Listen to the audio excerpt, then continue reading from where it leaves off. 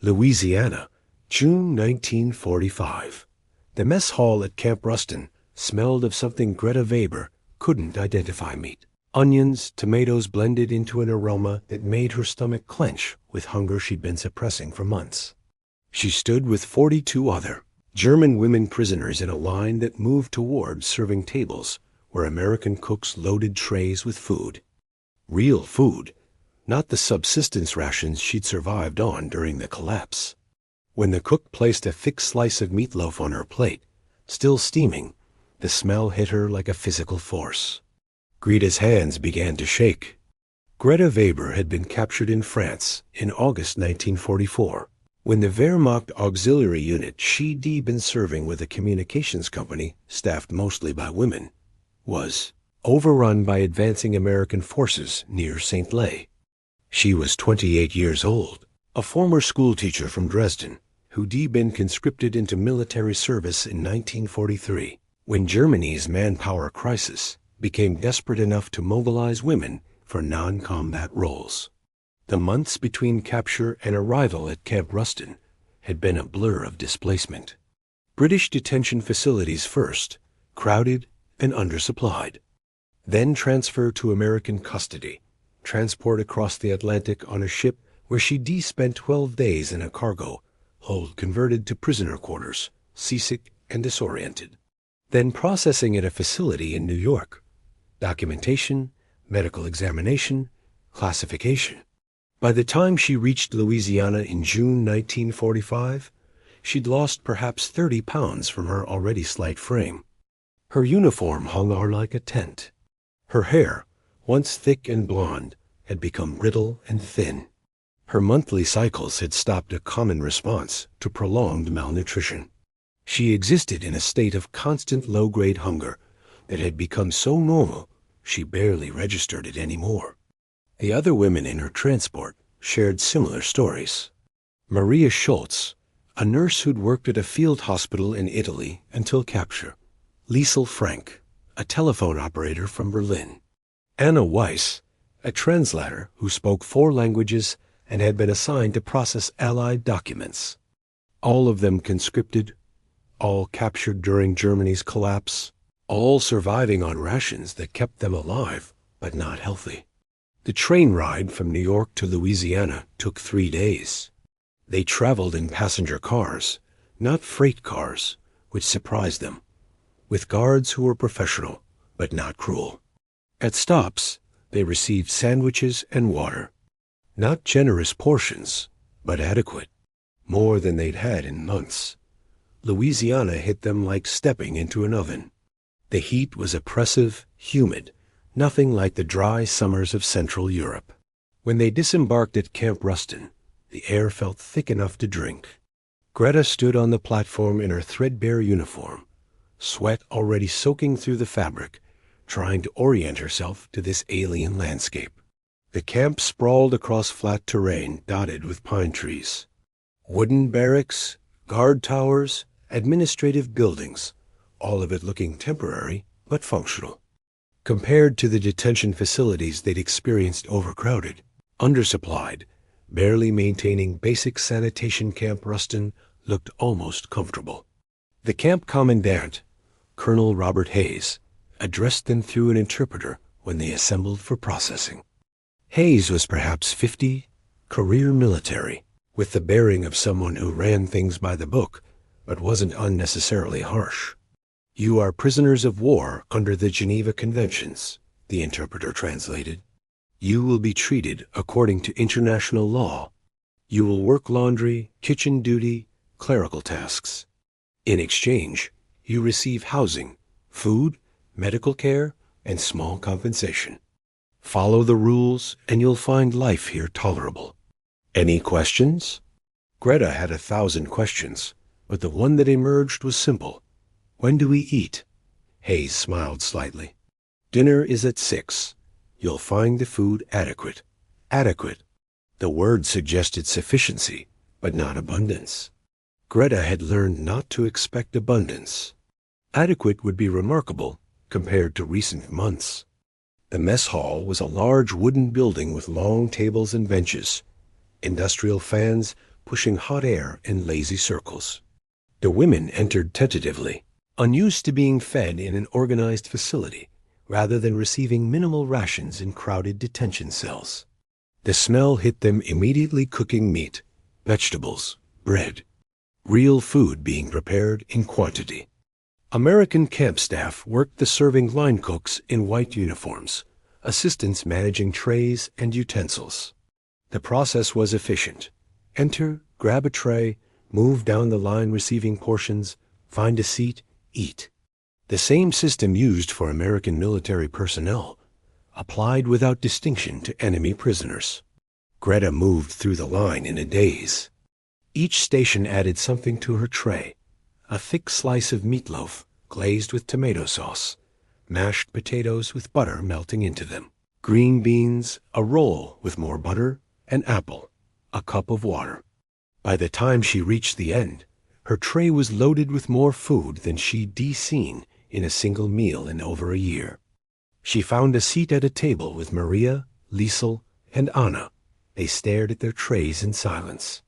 The meatloaf dominated a substantial portion, maybe 6 ounces of ground beef mixed with breadcrumbs, eggs, onions, seasoned and baked until the exterior formed a caramelized crust. The smell was intoxicating, savory, rich, complex in ways that ersatz rations and survival meals could never be. "Is this real?" Liesel whispered. Nobody answered because nobody knew. After months of propaganda about American cruelty, after detention facilities that provided minimal sustenance, this abundance felt like a trick or a dream. Meat in quantity, real butter, fresh bread. The cognitive dissonance was overwhelming. Greta picked up her fork. Her hands trembled slightly, from hunger, from anticipation, from the fear that this might somehow be taken away. She cut a small piece of meatloaf, brought it to her mouth, tasted. The flavor hit her like a revelation. Rich beef, savory and seasoned, the texture dense but not heavy, moisture from the tomato glaze cutting through the richness. Her taste buds, deadened by months of bland survival food, woke up all at once. She closed her eyes, chewing slowly, trying to make it last. When she opened them, tears were streaming down her face. Around the table, the other women were having similar reactions. Maria ate with methodical precision, each bite carefully measured, her face a mask of controlled emotion. Liesel cried openly, not bothering to hide it. Anna ate and cried simultaneously, her shoulders shaking with sobs she couldn't suppress. They weren't crying from joy exactly. It was more complicated relief mixed with grief, gratitude tangled with shame, the overwhelming sensation of basic needs being met after so long being denied. And meatloaf wasn't just food. It was proof that they'd survived, that the worst was over, that human dignity could be restored even to enemy prisoners. An American guard, a young corporal named Tommy Martinez from Texas, approached their table. He'd been watching the German women eat, recognizing the signs of prolonged malnutrition and how carefully they consumed their food, how their bodies responded to actual nourishment. "Y'all doing okay?" he asked. None of them spoke English well enough to respond, but Greta nodded, trying to compose herself, wiping tears with the back of her hand. Martinez gestured to the serving line. "If you're still hungry after that, you can get seconds. Not supposed to waste food, but nobody goes hungry here." The interpreter translated. Liesel stared at him in disbelief. Seconds? The concept seemed absurd after months, where finishing a meal meant scraping goals for the last traces of thin soup. "He's serious?" Liesel asked the interpreter. "He's serious," but none of them went for seconds that first night. Their stomachs had shrunk too much to handle more than moderate portions. They finished what they'd been given slowly, deliberately, making every bite count, and sat at the table afterward in stunned silence, processing what had just happened. Over the following days, the pattern continued. 3 meals a day, every day, substantial portions of real food. Breakfast, eggs, bacon, oatmeal, toast, coffee. Lunch, sandwiches, soup, fruit, dinner, meat, vegetables, starch, dessert. Not fancy food, this was military mess hall cooking, designed for efficiency rather than elegance, but adequate nutrition delivered consistently. The women's bodies responded quickly. The constant gnawing hunger faded. Energy returned. Faces that had been gaunt began filling out. Hair stopped falling out in handfuls. Monthly cycles resumed for women whose bodies had shut down that function during starvation. The physical transformation was remarkable, but the psychological impact was more profound. Greta had been raised in a society that emphasized hierarchy, that taught her Germans were superior and others inferior. The regime's propaganda had been consistent. Americans were materialistic, cruel, culturally bankrupt. They'd wage war with industrial efficiency, but showed no mercy to the defeated. Yet here she was, being fed better than German civilians had eaten ears. Being treated according to international law when abandoning such niceties would have been easy. Being processed through a system that maintained basic human dignity, even for enemy prisoners. The contradiction was impossible to ignore. Either the propaganda had been completely wrong, or the Americans were engaged in an elaborate deception. But deception didn't make sense. Why waste resources feeding prisoners well when minimal rations would suffice? Why maintain decent conditions when cruelty would be cheaper and easier? The women discussed this in their barracks at night, speaking quietly in German, trying to make sense of their experience. Greta lay on her bunk, an actual bed with a mattress and clean sheets, listening to the conversations around her. "It's propaganda," Maria said. "They're treating us well to make us collaborate. Once they've gotten what they want, the real treatment begins." But Anna shook her head. For what purpose? The war is over. Germany has surrendered. We have no intelligence value, no leverage. If they wanted to be cruel, they could be cruel now without consequence. Then why the kindness? "Maybe," Liesel said slowly, "maybe this is just how they treat prisoners. Maybe the Geneva Conventions aren't theoretical to them. Maybe they actually follow the rules." The idea was radical. Rules that actually constrained behavior, rather than being ignored when convenient. Systems that protected even enemy prisoners, because that's what civilized societies did. The contrast with how their own government had operated was stark and unsettling. The mess hall cook Sergeant Mike O'Brien from Boston was a career soldier who deworked kitchens since enlisting in 1938. He de-served in North Africa and Italy before being reassigned to stateside duty managing POW camp food services.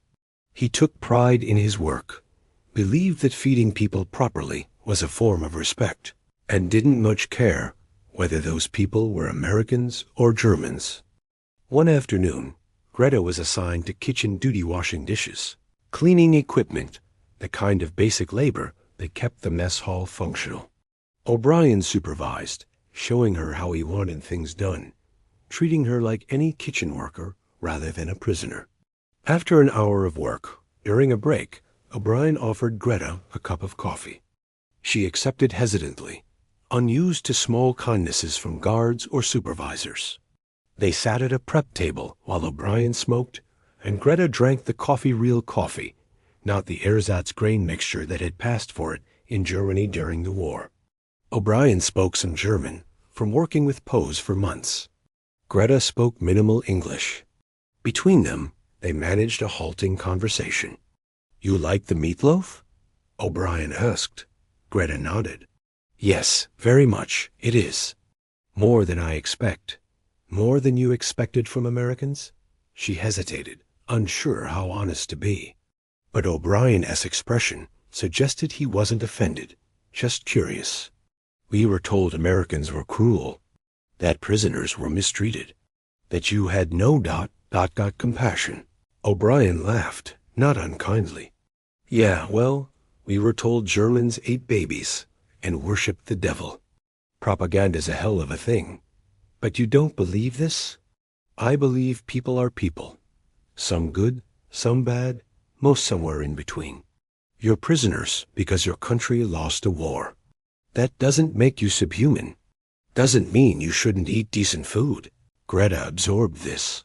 The casual way he discussed it, as if treating prisoners decently, was obvious rather than remarkable, suggested a fundamentally different worldview than what she'd been raised in. In Germany, she said carefully, prisoners were not treated this way. O'Brien's expression darkened slightly. Yeah, we've heard. Different system, different values. You're not in that system anymore. What happens to us when camp closes? Repatriation eventually. Back to Germany once everything's processed. You'll go home. Home. The word felt strange. Germany wasn't home anymore. It was occupied territory, divided among the Allies, its government destroyed, its cities reduced to rubble. Going back meant returning to nothing, starting over in a country that barely existed. What is there? Greta asked. In Germany now? O'Brien was quiet for a moment. I don't know. Rebuilding, I guess. Long process. But you'll be part of it.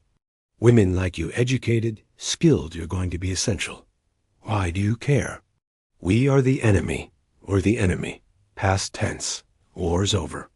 Now we all just have to figure out how to live with what happened and try not to repeat the mistakes. The conversation stayed with Greta. This American sergeant who fed prisoners meatloaf and believed in basic human dignity, regardless of nationality. This system that treated defeated enemies according to rules rather than revenge. This contrast with everything she'd been taught about American barbarism and moral bankruptcy. In July, the camp administration announced that prisoners could write letters home. The mail would be censored and would take months to arrive, if it arrived at all, given Germany's destroyed infrastructure, but the opportunity existed. Greta spent a week composing her letter to her mother in Dresden. She didn't know if her mother was alive. The city had been firebombed in February. Tens of thousands dead, the historic center destroyed. But she had to try. She wrote carefully, knowing censors would read every word. Dear Mama, I am alive and well, a prisoner in America, at a camp in Louisiana. I write to tell you not to worry. I am treated according to international law, fed adequately, given work that is not harsh. The conditions are better than I expected, based on what we were told to expect. The food here is remarkable. They serve meat regularly, something called meatloaf, that is ground beef mixed with breadcrumbs and spices, baked until flavorful. I know this sounds impossible given what we had in the final months, but it is true. The Americans feed us the same food their own soldiers eat. 3 meals a day, every day, without fail. I tell you this not to boast, but to help you understand that if you are in the American occupation zone, you need not fear them as we were taught to fear. They follow rules. They treat prisoners with a dignity I did not expect. What we were told about American cruelty was false, or at least not universally true. I don't know when I will return. The war is over, but repatriation takes time. Until then, I am safe, fed, and learning that the world is more complicated than our government told us. If you receive this letter, please write back. Tell me you are alive. Tell me Dresden still exists in some form. Tell me there is something to return to. With love and hope, Greta. She sealed the letter, handed it to the camp mail officer, and hoped it would find its way through the chaos of occupation and displacement to reach her mother. The act of writing had been cathartic, forcing her to articulate the cognitive dissonance she'd been experiencing, putting into words the transformation happening inside her understanding of the world. November 1945 brought an unexpected event. The camp administration announced they would celebrate the American holiday of Thanksgiving, and the German women prisoners would participate. They'd help prepare the meal and would eat alongside. American personnel, a deliberate choice by Colonel Hayes to demonstrate that even enemies could share food and fellowship. The preparations were extensive. Sergeant O'Brien supervised the cooking of 20 turkeys, oversaw the preparation of mountains of mashed potatoes, coordinated the baking of dozens of pies. The German women worked alongside American cooks, learning techniques, asking questions about ingredients they'd never encountered, absorbing American food culture through direct participation. Greta was assigned to help make stuffing a dish completely foreign to her. O'Brien showed her how to cube bread, salt onions and celery, mix it all with broth and seasonings until it reached the proper consistency. The smells filled the kitchen: butter, herbs, roasting turkey, baking bread. "What is purpose of this holiday?" Greta asked while chopping onions. "Thanksgiving? It's about being grateful for what you have, for surviving, for community." Started with Pilgrims and Native Americans sharing harvest feast. Now it's just time to eat with family and acknowledge you're lucky to be alive. Greta thought about what she had to be grateful for: being alive when millions weren't, being fed when much of Europe was starving, being treated with dignity when she'd expected abuse. The list was longer than she'd have imagined a year ago. The feast itself was held in the mess hall, tables arranged differently than usual to accommodate mixed seating. German prisoners sat with American guards, cooks, administrative personnel. The food was distributed without distinction. Everyone received the same portions of turkey, stuffing, vegetables, cranberry sauce, pies. Colonel Hayes stood to give a brief speech before eating.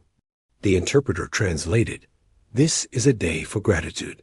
We're grateful the war is over. Grateful so many of us survived. Grateful we can break bread together despite having been enemies. The work of building peace is harder than waging war. But it starts with moments like this, recognizing our shared humanity, treating each other with dignity, proving that different peoples can coexist without violence." Enjoy the meal. They ate.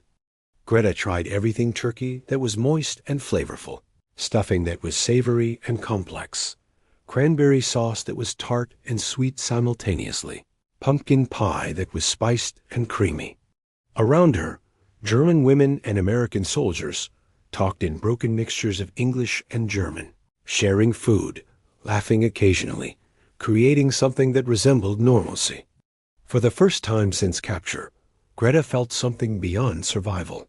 She felt almost welcome, as if she was a person rather than just a prisoner, as if her humanity mattered despite her nationality. December brought news that repatriation would begin in early 1946. Women would be returned to Germany, to the British or American occupation zones, depending on where they'd originally come from. The information was simultaneously relieving and terrifying. They'd go home. But home was destroyed, occupied, unrecognizable. Greta spent Christmas at Camp Rustin, another American holiday she didn't fully understand, but participated in anyway. The mess hall served a special meal: ham, roasted vegetables, rolls, fruitcake that was dense and strange, but not unpleasant. Small gifts were distributed: soap, chocolate, writing paper. Not lavish, but thoughtful. On Christmas evening, Greta found herself in conversation with Corporal Martinez, who'd noticed her crying on that first night with the Meatloaf 6 months ago. His German had improved. Her English had improved. They could communicate. "You're going home soon," Martinez said. "Yes, February, maybe." "How do you feel about that?" Greta considered. "I don't know. Germany is not the place I left. My city is destroyed. My family may be dead. The country I knew doesn't exist. What do I return to? A chance to rebuild. Make something better than what was there before. Americans believe this is possible? After everything?" Martinez thought about it. "We have to believe it's possible. Otherwise, what was the point? We fought to stop something terrible. Now we need to build something good. You'll be part of that educated German women who understand that the regime's way doesn't work. Because you fed us meatloaf?" He smiled. "Because we treated you like people. Because you learned that enemies can show mercy. Because you'll tell that story to other Germans and maybe help build a country that doesn't need to conquer its neighbors to feel powerful." Greta realized he was right. The meatloaf had been more than food. It had been evidence that the propaganda was false, that Americans weren't the monsters she'd been taught to fear, that systems existed which treated even defeated enemies with basic human dignity. That lesson would shape how she understood the world going forward. February 1946 arrived cold and damp. Greta and 42 other women boarded trucks that would take them to a port facility, then on to ships bound for Germany. They'd been at Camp Rustin for 8 months, long enough to recover physically, long enough to gain weight and health, long enough to have their understanding of the world fundamentally altered. Sergeant O'Brien appeared at the mess hall on their final morning, carrying a box. "Made something for your journey," he said. Inside, sandwiches wrapped in paper, apples, chocolate bars, canteens filled with water, provisions for travel. Greta accepted her share, her throat tight with emotion. "Thank you. For everything. For the food, the kindness, for treating us like people. You are people. That's not something that requires thanks. It's just basic decency. In Germany, we didn't always practice this. Basic decency to prisoners." O'Brien nodded slowly. "Yeah, but you're not your government. You're just a woman who got caught up in a war. Now you get to go home and help build something better. I will try. That's all anyone can do. Try, and remember what you learned here." The trucks departed before noon. Greta sat in the back with Maria, Liesel, and Anna, watching Camp Rustin disappear behind them. The facility where they'd been prisoners had also been where they'd been fed, housed, treated with dignity. The contradiction between what they'd expected and what they'd experienced would stay with them forever. The journey to Germany took 3 weeks' ship across the Atlantic, processing in France, transport to the British occupation zone. When Greta finally reached what remained of Dresden, she found her mother alive, living in the basement of their destroyed apartment building, surviving on minimal rations and black market trading. They reunited with tears and desperate embraces. Her mother looked 20 years older, gaunt and gray, but alive. That was enough. "I thought you were dead," her mother said. "I thought everyone was dead. I survived. Captured by Americans. Held in Louisiana for 8 months. Were they terrible? Did they hurt you?" Greta thought about the meatloaf, the Thanksgiving feast, Sergeant O'Brien's kindness, the steady provision of adequate food and basic dignity. No, they treated us well. Better than we had any right to expect. They showed me that the propaganda lied. About what? About everything. About Americans being cruel. About enemies being subhuman. About the necessity of conquest. All of it was lies. And now we have to rebuild knowing that. Greta spent the next 5 years helping rebuild Dresden.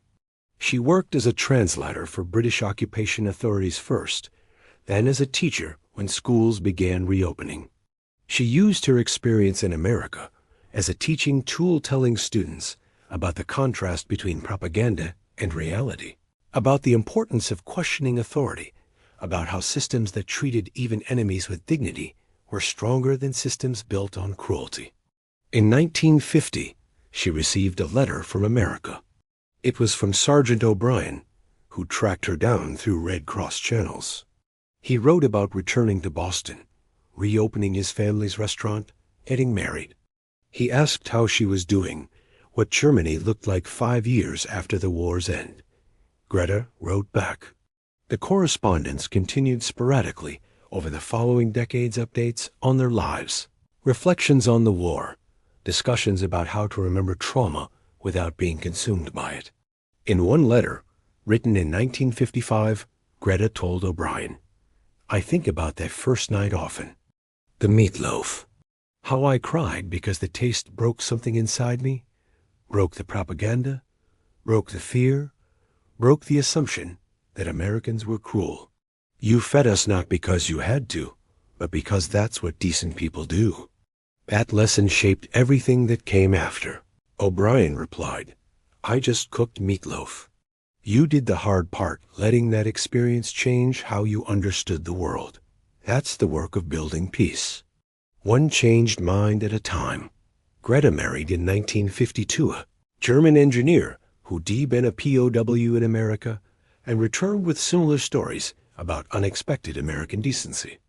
They raised 2 children, taught them to question propaganda, to judge people by their actions rather than their nationality, to understand that systems built on human dignity produced better outcomes than systems built on cruelty.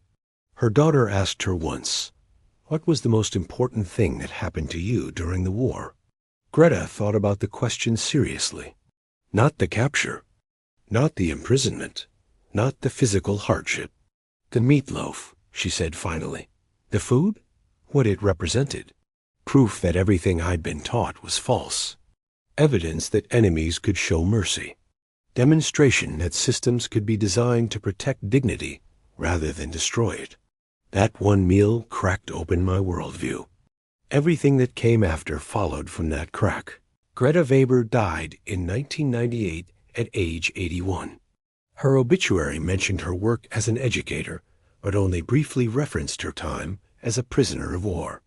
Most people who knew her never learned the full story about Camp Rustin, the meatloaf, the transformation that had shaped her life. But Sergeant O'Brien knew. He traveled to Germany for the funeral, 90 years old now, frail but determined. He spoke at the service, telling the assembled mourners about the German woman who'd cried over meatloaf, who'd let that moment crack open her understanding of the world, who'd spent 50 years teaching others the lessons she'd learned. Wars are won by armies, O'Brien said, but peace is built by individuals who choose to learn from their enemies, rather than just hate them. Greta learned. She let one meal change her worldview. Then she spent her life passing that lesson forward. That's legacy. Greta's children donated her papers to a German Historical Institute letters, diaries, teaching materials. Among them, researchers found a detailed account she'd written in 1970 describing her time at Camp Rustin. The centerpiece was the meatloaf story. We expected cruelty and received kindness.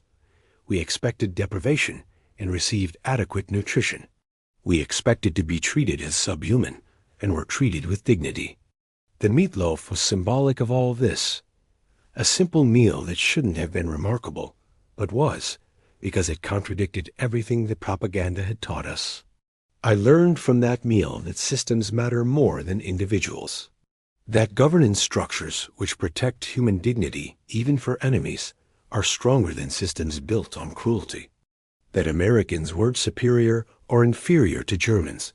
They just had better systems, systems worth emulating. I spent my teaching career trying to pass that lesson forward, telling students about the contrast between what we were told and what actually happened, using food as metaphor for larger truths about human dignity and social organization. The meatloaf became my teaching tool proof that propaganda lies, that enemies can show mercy, that better ways of organizing society exist. The account was published in a historical journal, became part of the academic record about POW experiences, contributed to the growing understanding of how individual moments shaped post-war reconstruction. Today, historians studying American POW camps occasionally encounter Greta's story. They read her accounts, O'Brien's letters, the documentation of how German women prisoners responded to adequate food and decent treatment. What they find is evidence that wars aren't won just by defeating enemy armies, but by demonstrating that better systems exist. That propaganda is most effectively countered, not by counter-propaganda, but by actions that make propaganda obviously false. That feeding enemy prisoners adequately isn't weakness or waste, it's strategic investment in building peace. The meatloaf Sergeant O'Brien served in June 1945 wasn't just food. It was evidence. Proof that the regime's claims about American cruelty were false. Demonstration that systems could protect dignity even under stress. Example that former enemies could be treated humanely rather than vengefully. Greta Weber cried over that meatloaf, because it broke something inside her, broke the propaganda she'd absorbed, broke her assumptions about enemies, broke her understanding of how the world worked. That breaking was necessary. The regime had built a worldview that required dehumanizing others. The Meatloaf proved that worldview was false. The lesson rippled forward through decades. Through Greta's teaching, through her children's values, through the students she influenced, who became teachers themselves. The impact is impossible to quantify, but undeniable: one meal that changed one woman's understanding, which changed hundreds of students' perspectives, which shaped how post-war Germany developed. This is how peace is built, not through grand treaties or political settlements, though those matter, but through individual moments when people choose dignity over cruelty, humanity over ideology, evidence over propaganda. A sergeant cooking meatloaf, a prisoner tasting it and recognizing that everything she'd been taught was false. A life spent passing that recognition forward. The carved wooden bird that James Walsh received sits in a museum as testament to mercy between enemies. The meatloaf Greta Weber ate exists only in memory and written accounts. But both represent the same truth, that systems built on human dignity defeat systems built on dehumanization, not through military force, but through the accumulated weight of moments when people chose to treat each other as people. Greta Weber's tears over meatloaf weren't weakness. They were the breaking point of propaganda, the moment when evidence overwhelmed ideology, the crack that let light into a worldview built on lies. From that crack, everything else followed: reconstruction, education, teaching others that better systems exist. The meatloaf mattered, not as food, but as proof. And that proof changed the world, one changed mind at a time.